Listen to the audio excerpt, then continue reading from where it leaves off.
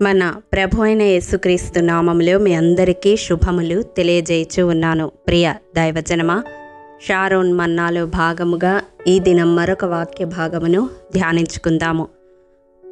ఎఫెసీయులకు రాసిన పత్రిక 5వ అధ్యాయము 1వ వచనము. కావున మీరు ప్రియులైన పిల్లల వలె దేవుని పోలి నడుచుకొనుడి.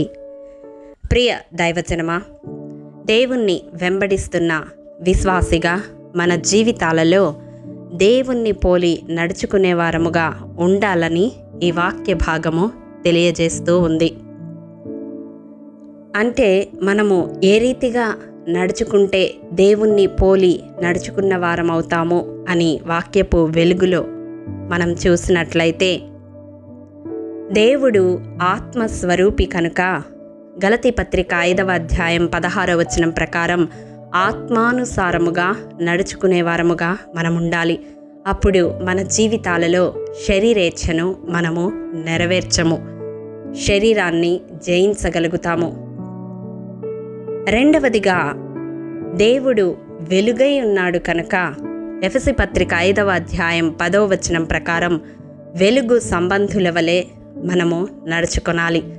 చీకటిలోనున్న మనలను ఆశ్చర్యకరమైన తన వెలుగులోనికి దేవుడు పిలుచుకొని ఉన్నాడు అని అనుక్షణము జ్ఞాపకం ఉంచుకొని చీకటి క్రియలను, అంధకార క్రియలను విసర్జించి వెలుగు సంబంధుల వలె నడుచుకొనాలి. మూడవదిగా, దేవుడు ప్రేమాస్వరూపి కనుక ఎఫెసీ పత్రిక 5వ అధ్యాయము 2వ వచనం ప్రకారం ప్రేమ కలిగి నడుచుకునే వారముగా మనం ఉండాలి. ప్రేమ కలిగి ఉండుటకు ప్రయాసపడే వారముగా ఉండాలి. నాలుగవదిగా మనం చూసినట్లయితే తెస్సలోనిక మొదటి పత్రిక 5వ అధ్యాయము 15వ వచనం ప్రకారం మనుషులందరి ఎడల ఎల్లప్పుడూ మేలైన దాన్ని అనుసరించి నడుచుకునే వారముగా ఉండాలి. దేవుడు నీతిమంతులను అనీతిమంతులను కూడా ప్రేమించేవాడుగా ఉన్నాడు. మరి అటువంటి కల్వరి ప్రేమ మన జీవితాలలో ఇతరుల పట్ల మనము కలిగి ఉండాలి. ప్రియ దైవజనమా, ప్రాణం అర్పించునంతగా దేవుడు మనలను ప్రేమించి ఉన్నాడు. ఆ ప్రేమ ఇతరులను ప్రేమించడానికి, ఇతరులకు మేలు చేయడానికి మనలను బలవంతము చేస్తూ ఉండగా, మనుష్య రీతిగా మనుషుల పట్ల ప్రవర్తించకుండా క్రీస్తు ప్రేమను కలిగి వారికి ఎల్లప్పుడూ మేలు చేసేవారముగా ఉండాలి. అందుకొరకే మనము పిలువబడ్డామని వాక్యము సెలవిస్తూ ఉంది. చివరిగా మనం చూసిన ఎడల కొలస్సీ పత్రిక 4వ అధ్యాయం 5వ వచనం ప్రకారం సంఘమునకు వెలుపటి వారి ఎడల జ్ఞానము కలిగి నడుచుకునాలి. ఈ అంత్య దినాల్లో అపాయకరమైన కాలముల్లో మనం ఉంటూ ఉన్నాము. అజ్ఞానముగా, అవివేకముగా పరిచర్య చేయకుండా జ్ఞానము కలిగి నడుచుకొనాలి.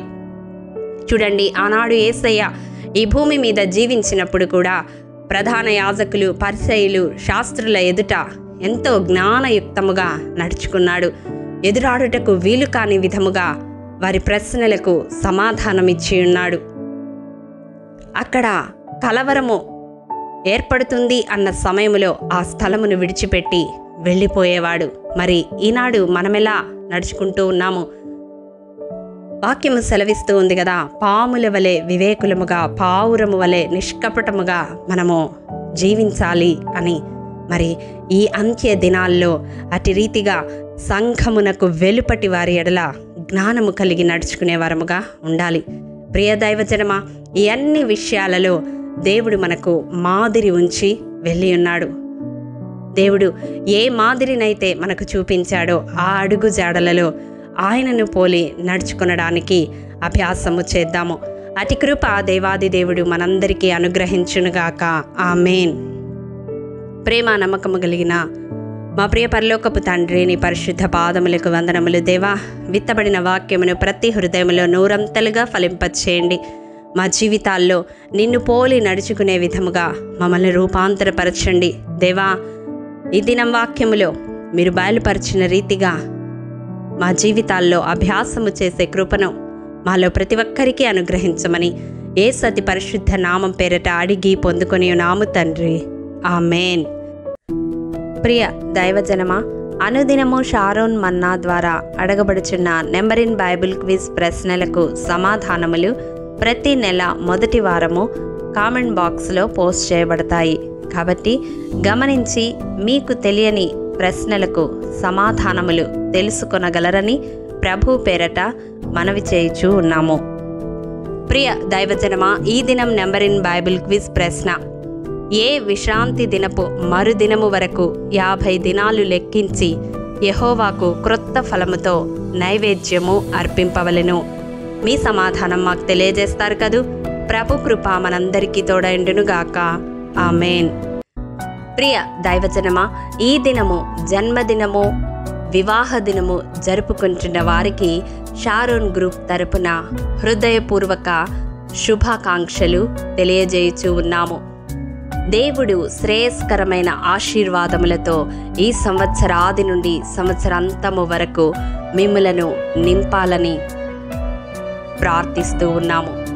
ఆమేన్.